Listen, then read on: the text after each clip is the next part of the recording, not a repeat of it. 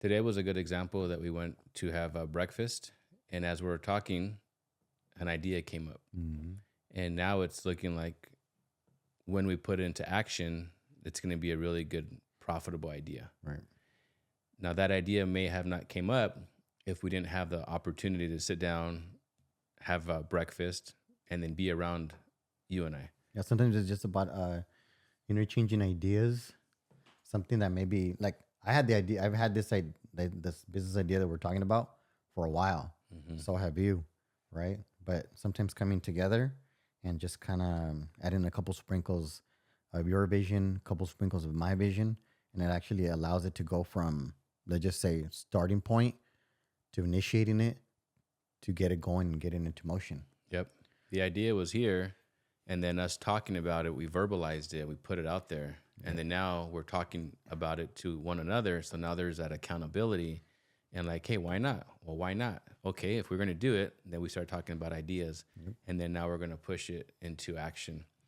And this is why it's important to be around people who are going to not only bring out the best of you, but it's going to promote you to be the best version of yourself, which is our whole program, whole podcast. But you are who you hang out with. Yeah, like-minded people. Actually, it's funny because I was actually going through my notes before we started. Notes, just that it's actually that's what I was going to ask you is, do you take notes of your thoughts at certain points in your life that you just feel like you just need to write stuff down, and then do you ever go back and actually read your notes and to kind of because different points in life we're at different places in our life, we're having different conversations in our life. And sometimes writing notes back and looking back at it, did you answer the questions or did you, I don't know, come to a conclusion to the notes that you actually took, or are you still looking at things the way you were looking at them back then? Right. So even right now, you said surrounding yourself with people with the right mindset. And I had written down, how can you take advice from people that are not in the same mindset?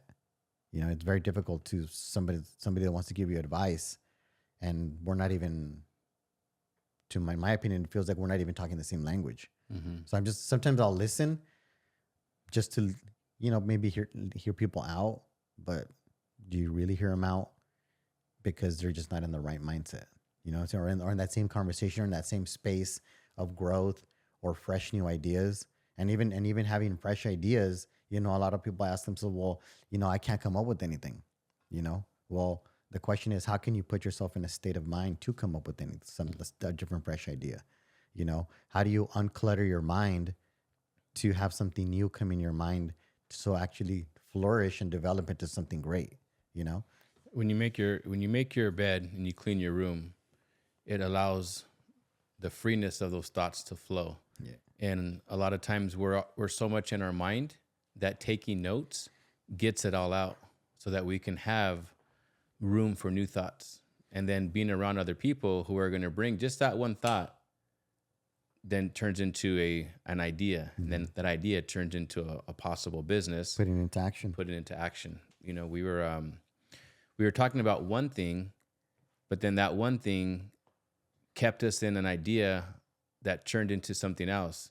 So we were so talking about an idea of a business, but the initial one that we talked about was just a spark to something that we are now pursuing and looking forward to creating. Yep. And that all became from a conversation. Yeah. And even on the way here, we talked about another business, possible venture, sale or whatever. And then, you said something very specific. You're like, you're in a different place in your life, maybe doing something that you more enjoy than just something that you're doing. Mm-hmm. Right. So even this new business venture that we're talking about, yeah, we'll definitely enjoy that. That's something that Perfect for we the do season that we're in. all the time. We're involved with all the time. So why not be a part of it and just, watch something flourish that you have some type of passion for. Yeah. Something that you're constantly using, Exactly. There's certain businesses that I'm involved in right now that I love doing them, but I'm also growing out of them, which is a good thing. There's nothing wrong with that. But you have to know what you're growing out of and where you're growing into. And then being in that place where, and it doesn't always have to be a new business. It could be the same business that you're growing into other parts of it, or you realize, okay, this is time to exit, it's time to sell. And then now you put your eggs in a different basket that you're going to be looking forward to. Like what we're talking about, I'm looking forward to that. I can see myself not just being a partner in it, but being a customer of it. Yeah. Looking forward to going there. That's like something that I would want to do on a regular basis, which I already do. I'm just going to different places for each individual quote unquote thing. Now we're creating that one environment that I can enjoy, that you can enjoy, and just be there and taking it to the next level. Well, it's like that saying, you're gonna water what you have passion for, you know. So whatever you're into at that moment, you're gonna constantly be paying attention. You're gonna constantly be watering it. It's just like relationships that we have in life, right? The things that we water, meaning like meeting up for lunch, having conversations, our relationships, our marriages, our friendships, whatever. The things that you water are the things that will flourish. So if you're in a space where you no longer have passion for and you're just kind of like going through the motions, well, how much is something like that going to flourish versus something that you actually have some passion for, some love for, something that you would want to see grow, or another different position or job where you would feel that you're accomplishing something, that you're making a difference in the world, right? Yeah, see the businesses like as toys. You know, when I was a kid at 5 years old, I played with certain type of toys and I loved them. But then when I got into my 10, 11-year-old stage, I loved toys, but I played with different types of toys. And then as I got older, a different set of toys. And then now as an adult, another set of toys. Yep. So we're always evolving and growing into different things. It's not that you don't like what you used to do. It's just you realize that you're in a different season now and you want to be able to be involved in something different than what it was. It served its purpose already, right? Now it's time to venture off and to do not even better things, just different things. Yeah, just different things. It's different. It's not like it's better or not. It's still going to produce income, but it's going to be in the season that we're in, looking forward to it, enjoying it. Right? Yeah, because it could be a little bit more evolved because we as people were evolved. So it could be a compilation of all the things that we've gathered, the experiences that we've gathered in life, and now we can actually go into a different field from all the information and all the things that we flourished through life and put it towards something else. Like even like you were talking about toys, right? As a kid, you know, in the time that I was growing up, you know, the biggest, funnest thing that I remember as a kid was having a big wheel, right? The big wheel was the shit, right? And then from the big wheel, Toys R Us, right? And then from the big wheel, we went to, you know, bicycles or whatever. And then you wanted to have that BMX bike with the freaking right tires. And then from there, now today, they're using electric bicycles. So things continue to evolve. Things continue to get better. But even the experiences that we gather from the big wheel, right, to the electric bike. Yeah. Right. We're talking about evolvement, right?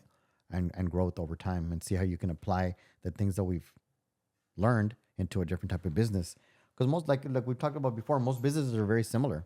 It's just applying some passion towards it, watering it a little bit, and then it'll grow. And each one of those, like you said, the big wheel, it got me from point A to point B, right? When I'd go hang out with my buddies, we'd have we used to have like it was called a mongoose, but the pegs, and it was like legit, or the Diamondback bikes. Like those were like my passion back then. And it would get me from point A to point B. That was my transportation toy. Now we're in a different season where we get into a different transportation toy, whether it's a truck or a sports car or whatever car, or a train or a plane, right? You just came back from Hawaii, being out there. Your transportation toy was that plane getting you from point A to point B to enjoy where you want to go, right? So that's just like business as well. Doesn't mean you have to always change businesses. You can always keep a business. You can sell a business. You don't have to even start a business. You can even invest into somebody else's business if you're financially able to do that, just like Shark Tank, right? A lot of them, they're not starting new businesses. They're just investing into either startups or businesses who have a great idea, who just need either some capital, some marketing, some business experience to take it to the next level. Yeah. Or just duplicating what you've already seen. Like even when I was in Hawaii, we went swimming with sharks, right? But at the dock that we were at, there was about 6 different companies to swim with sharks. You know, some are cage and some are cage free. What made you go with the one that you went with? Well, they actually had good marketing. So they would actually populate first at the top when you look up shark adventures. So for them, it was all about marketing. I don't think they were the best, but they did come up and mark as They number came one in the first. marketing, and they had good reviews. I mean, the I would give the experience maybe like a,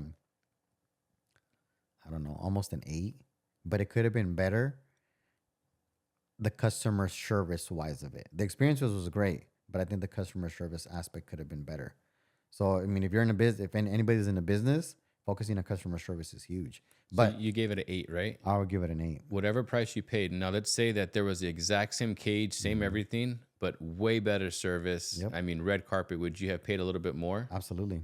And it doesn't come down to complicated things. It comes out to providing simple things in order to people feel like you're getting value, right?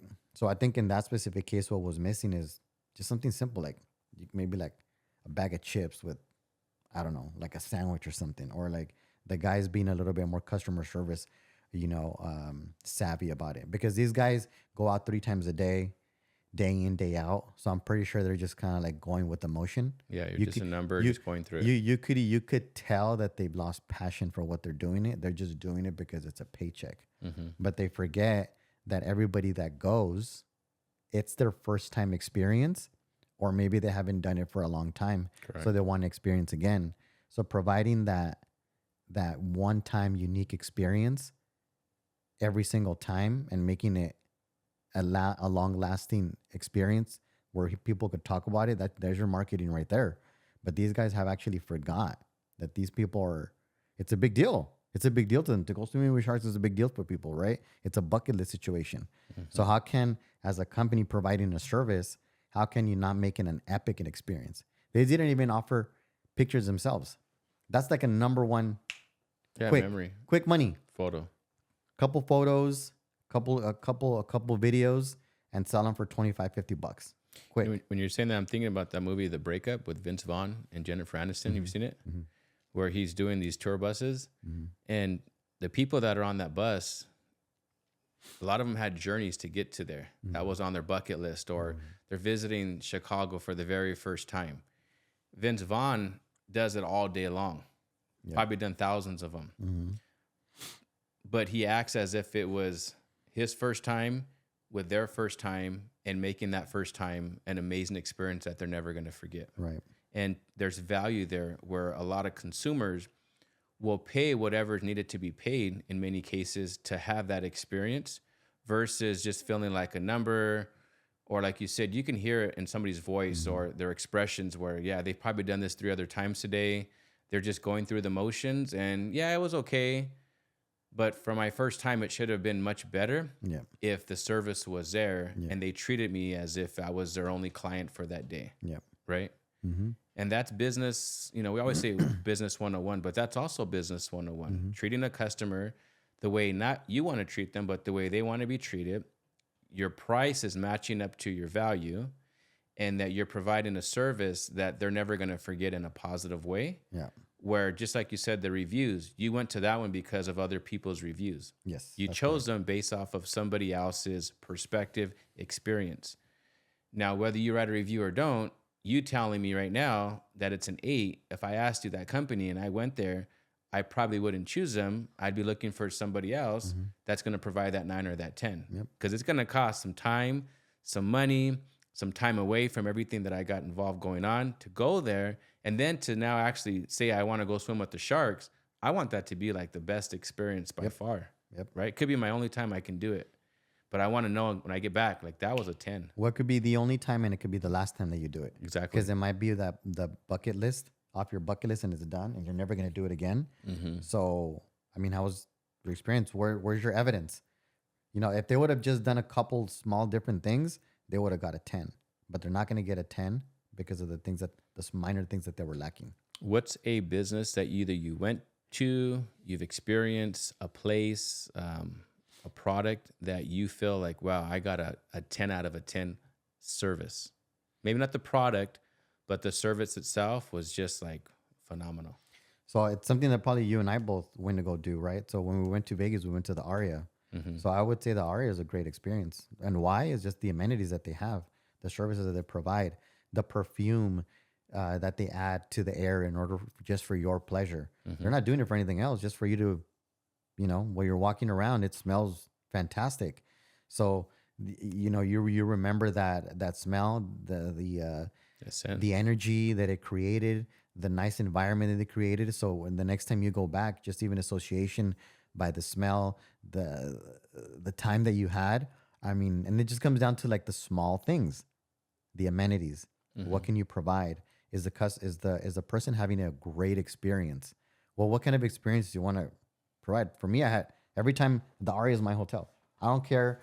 Like for example, like other hotels could be a little bit more luxurious and more fancy. It's the experience that I'm having, and the amenities that I'm given, and the energy that the place gives. That of why I'm going to continue. Why the Aria is like my go-to hotel. And it's funny, obviously, that when we were out there, we talked about the food and all that other stuff. But now looking back, us just having that quick conversation, we talked about two things: the ambiance and the scent. Right? Yep. We didn't talk about the food. Nope.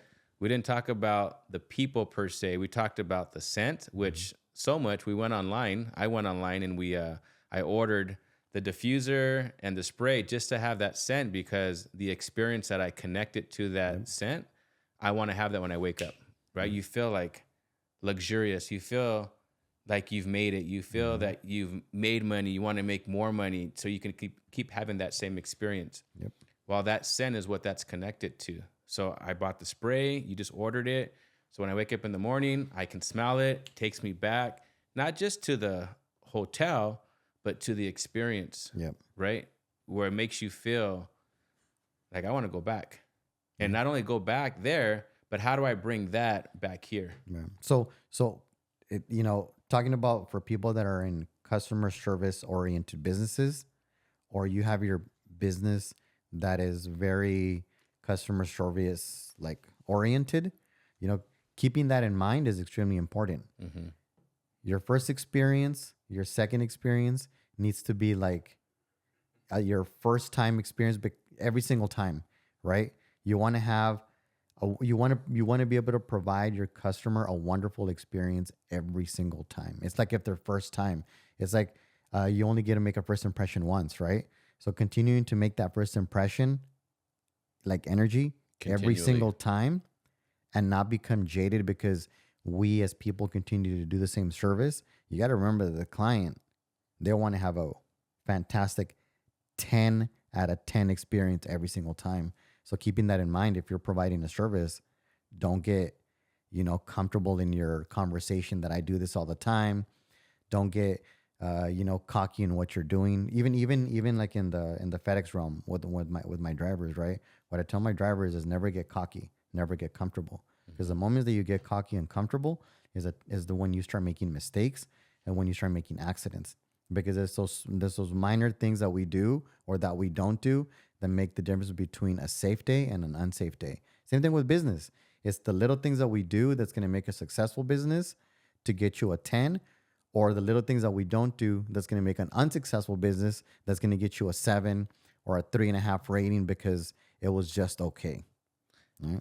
And with that, we'll talk about a credit card and a bank. There's certain credit cards that they roll the red carpet out for you. I mean, their service is like bar none. And then there's other ones that you have that you call, and then you have to go through all these teleprompts. Then when they finally answer, they ask you for your information, then they transfer you, and they so on and so forth. With other certain credit cards, as soon as you call, you have a concierge. They're the ones that can able to handle it for you, and you feel like, okay, I'm getting the best service.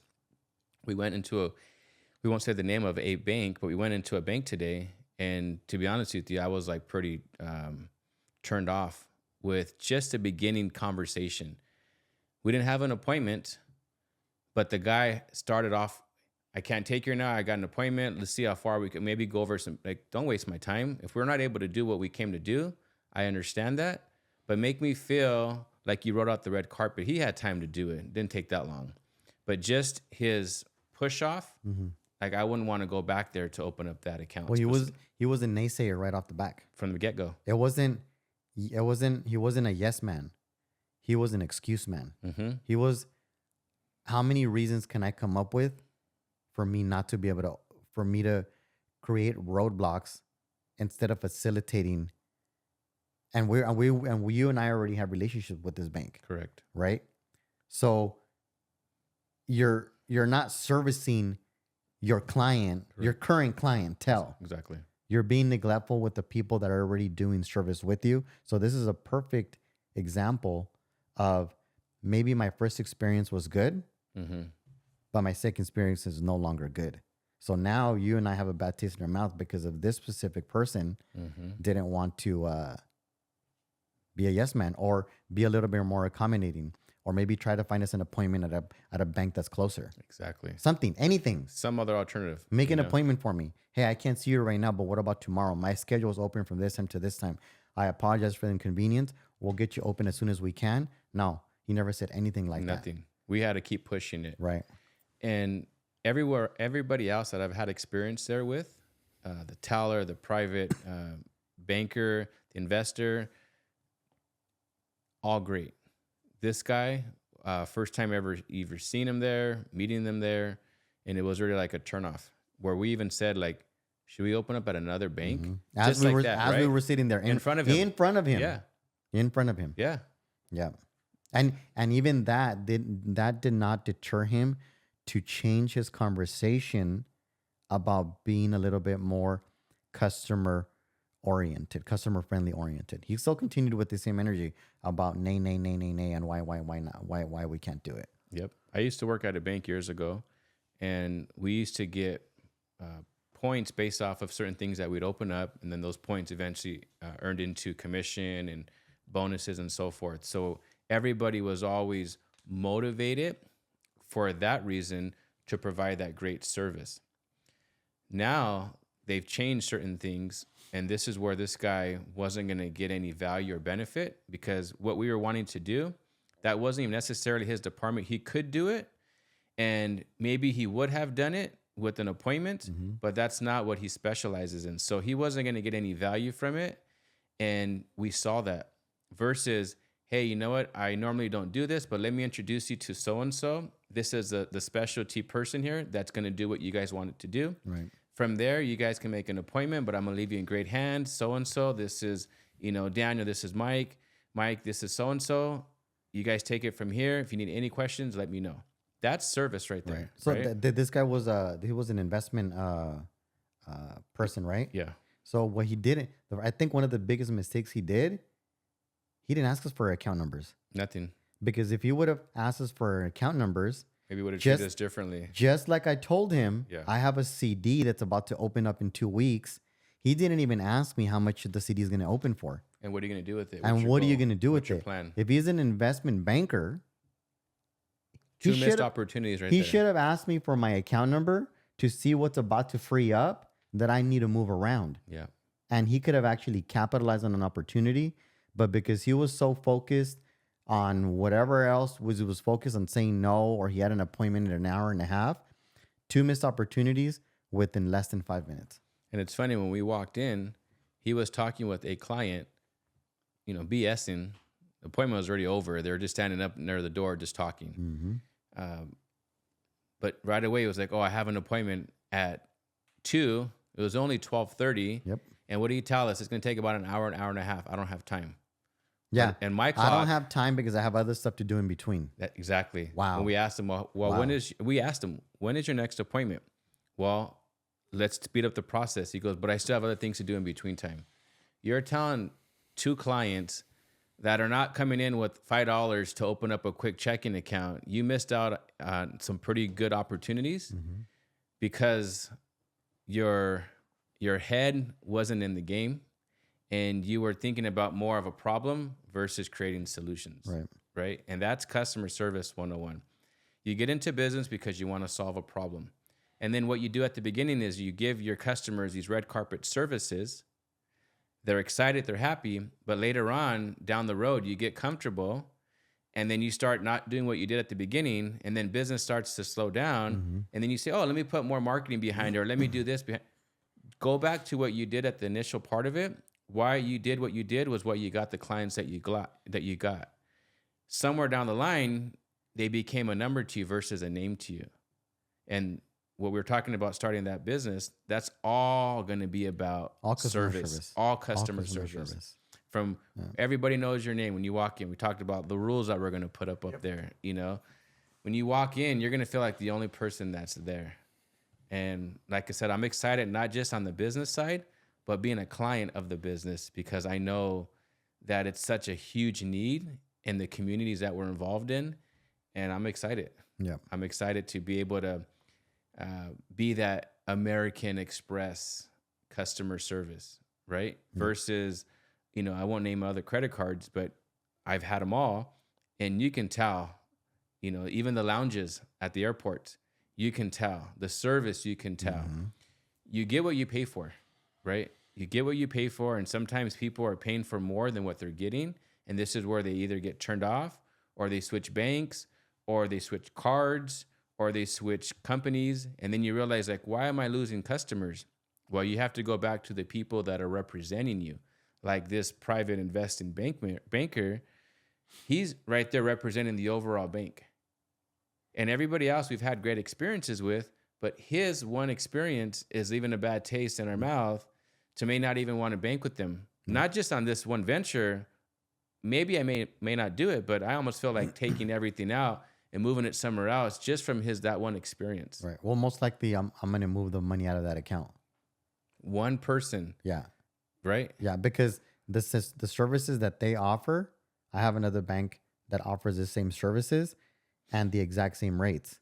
So give me an excuse to stay, or give me an excuse to leave. Right? And you just gave me an excuse to leave, because all I have to do now is do a wire transfer over and my money's gone out of your institution. Yep. And that's it. We're done.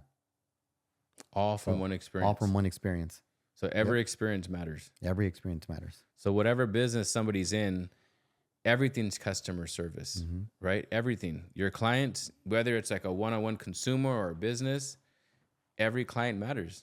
And you have to treat them just like going back to that shark cage, looking at sharks. That experience left you with an 8 out of a 10. Yeah. But if you had a 10 out of a 10, I probably wouldn't have even asked you. You would have just told me, like, man, that was like legit. When you go there, you got to go to that one guy, ask for so-and-so. You're going to be treated like the red carpet service. Yeah. And then we actually had gone to a luau in Maui, from the south, was the Wailea side. 10 out of 10. Why? It's all the little things. That people taking pictures. The guy that was attending our group was just on point. He was just bringing drinks and food. Nothing was ever missing. The show was great. Like, it felt like high end. They had an open bar. I mean, everything was on point. So once again, it's all the little things that you can provide for your client or for your customer in order for them to have like a great experience. At the end of the day, you want to wrap it up. Provide a great experience, period. How can you provide a great experience? And it doesn't require a lot. It's just the details. If you have the meats and potatoes, make sure that the dessert's on point too. Yep. It's not just about the meats and potatoes. It's about the appetizer, the meats and potatoes, your dinner, and your dessert. Don't forget about the appetizer and dessert, because that's a setup for your 5-6 course meal. Right? Remember we went to Vegas and we went to that sushi place? Yep. The food was delicious. The dessert was delicious, but the service was like whatever. Right. And even the ambiance was on point. They had a live DJ. Everything was on point, but the service sucked. And I probably wouldn't go back there because of that. And the food was delicious. So the product was great. Yeah. The atmosphere was amazing. Looking out the window, we were like, this is legit to bring, like, you know. Should we say the name? No. 'Cause I don't remember the name. I do. Do you? Yeah. Should we say the name of the bank and the restaurant? No. Maybe episode 2. But, you know, again, you can have a great product, but that service, you don't forget about the service. Yeah. And you can have a great service at the beginning, but if you drop the ball at the end, that's all they're going to remember. You can do great from 1 to 8, and then that last 2, you drop the ball. That's all they remember is a bad 2, not the good 8. So this is something that we want to encourage everybody that's listening. You have a business, customer service is huge. If you're an owner that may not be dealing with the customers directly, then make sure that you're imparting with the people that are part of your team that customer service is super important because they're the ones that are representing your company. They're the ones that are representing your name. So don't just bring anybody just to fill in a shoe. Bring the person that's going to be envisioned by your goal, and they're going to treat the client the same way that you would treat the client. Yeah. Right? For the most part, we in any business that you're involved, it involves people. Mm-hmm. I mean, and then I've told my team before is like, we're not in the business of whatever you think we are in. We're in the business of people. Yeah. Period. Whatever way you look like it, whether you're servicing a client or you have a big team. Well, your team is also your people, because the company that you're in, providing a good work environment for your people is also very important. So it's not just about the customer, it's about your team, because it's a domino effect, right? Mm-hmm. So if you create a good work environment for your employees and you remind them that we're in the business of people, so even the people, the supervisors, to make sure that everybody feels like you have like an open door policy, you can come and talk to me, anything you need, let's talk about it. We can figure anything out. Never, like, don't feel not comfortable, come and talk to me. That's all going to spiral down into the service that your team is going to be providing for your customers as well. So once again, at the end of the day, you're in the people business, whether it's your team or the people that you're servicing. You're in the people business. Wherever you're going to service, whether it's an ice cream, a sandwich, you're going to open a gym, whatever you're doing, you're in the business of people, period. One of the businesses that I own is a construction company. We just had a meeting a few weeks ago. And same thing, I always remind them, look, we are not in the construction business. Mm-hmm. We are in the people business. We are a service-based business that just so happens to offer construction. Mm-hmm. Don't forget that we're not a construction company offering service. We're a service company offering construction. Right. Because everybody does construction. Everybody does this. Everybody can do that. It's not a huge difference. We all use the same product for the most part. But what you're getting is the service, the quality, the experience, the follow-up, the emails, the paperwork, everything that most people are not going to do or drop the ball, or you're going to call them like, hey, where's my contract? Or hey, where's my this? Or hey, when they didn't show up. You're going to get the full red carpet service, not just on day one, but every day until the job is complete and even beyond. Yep. I got a call this morning from a client that we serviced 2.5 years ago that referred us two clients, his neighbor and his wife's coworker from 2 years ago. And yet he still remembered our number, our name. I said, I remembered him. I called him by his name. I remember, you live in Glendora.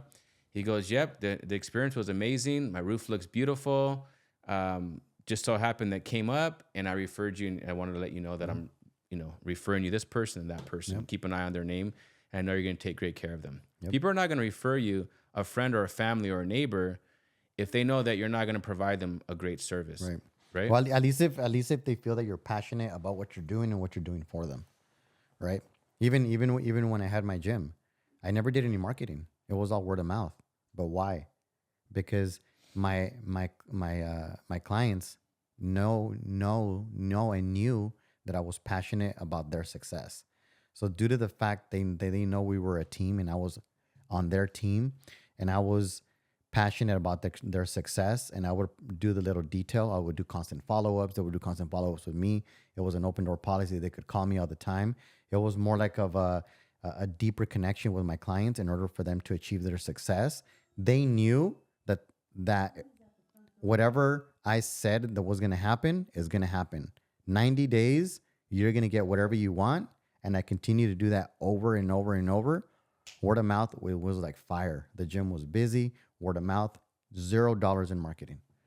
There are people that knock on your door. They're offering solar, window cleaning, this, and that. Whenever there's somebody that knocks on my door that possibly is a service that I may be interested in, I never make a same-day appointment, and I never say yes right there on the spot. Even though inside my heart I'm probably going to say yes, I always make an appointment for 2 days later. Because in 2 days later, you're going to tell me what kind of experience I'm going to get after I sign.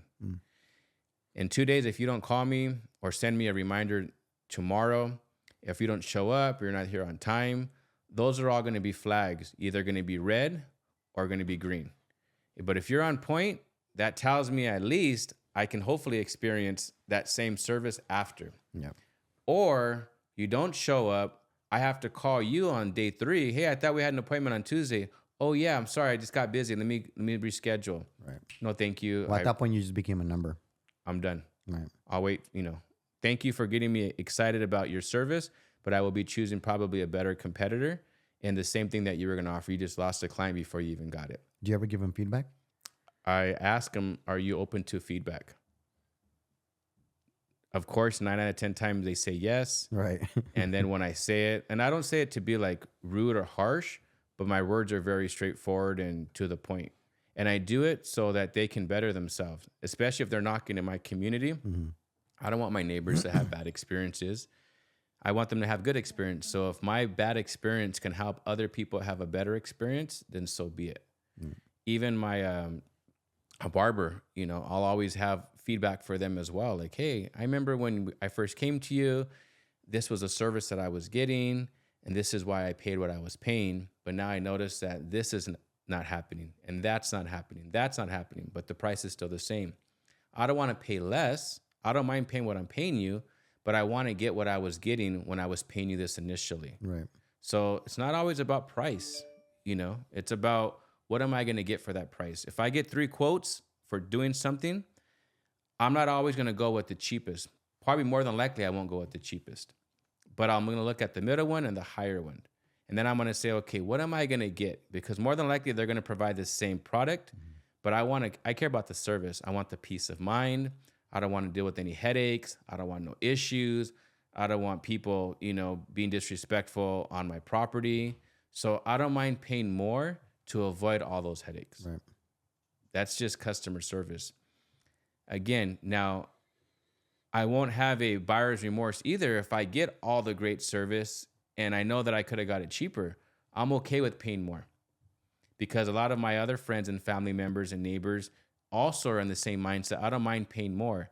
So I would be happily referring them to have that same great experience and paying a little bit more versus paying less, not getting a good experience. They probably don't even do a great job. And now I got to pay the higher person to come back to fix the other person.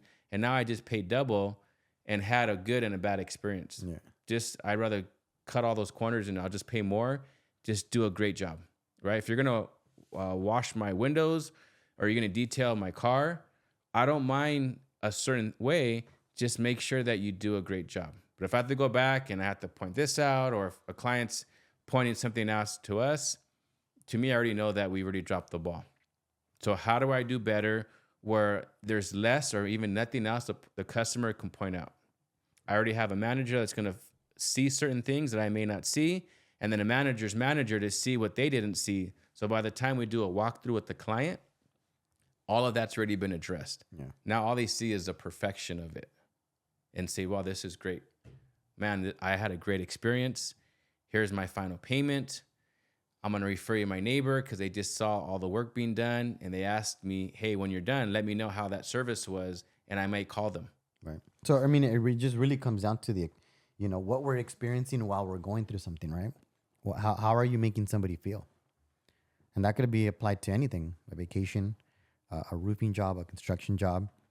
It could be anything. How are you making somebody feel while they're experiencing something in your business or a service that you're providing? There's people that are in certain industries that say, oh, I'd rather deal with business clients versus homeowner clients. Why? Because that's their home. It's a little bit more attached. They're probably going to look at it a little bit more. Sometimes business, it's like, just get it done. I'll write you a check. Boom, that's it. But in the industry that we're in, we have to be understanding that that's somebody's home, right? Just like you said, that could have been somebody's first experience looking at sharks. Treating each person as if it was that first time experience, because you're also contributing either to a good community of businesses that are going to have a good name or not. When you hear a certain, like maybe like solar, for example, we do solar, but you talk to people who say, oh, I don't want to get solar because I heard a lot of people have bad experiences. That's not that the product itself is bad. That's just the people who are representing didn't do a good job. So now we have to come back and unlearn some things from those clients to get them to the state of mind of, okay, this is beneficial for you, but let's figure out what works best for you, right? That's just business. Figure out what works. Don't base your prices off of what other people are charging. You base your prices off of what your worth is and what your clients are going to look like. Right. Where we talked about our business idea earlier. We can either be competitive with everybody else, or we can be in a league of our own and let people level up to that. Because for me, I'm going to pay that, right? As a client, I'm going to pay that no problem, as long as everything that we say we're going to do, we do it to the utmost every single time. Right. Absolutely. And once again, you're just adding value. Here's my check. People will pay for value. People will pay for the experience. People will pay for amenities. People will pay and to be in a situation where they're going to walk out feeling good, regardless of what it is, anything. So keep that in mind, right? That's it. That's it. Right there. Put yourself in a position that all your clients is going to have the best experience, because you got to remember those statistics, right? When you have a good experience, you may tell 2 to 3 people. When you have a bad experience, 11. You're going to tell 11 people about it. So keep that in mind. If you have a bad experience, you might end up on social media somewhere, somebody talking bad about your business. But if you have a good experience, might or might not. So if you enjoyed this podcast, this episode, I want you to like, comment, subscribe to our channel. This is for you. Best Version of Me is a podcast that we came together so that we can bring value to you. So we hope you enjoyed our podcast today.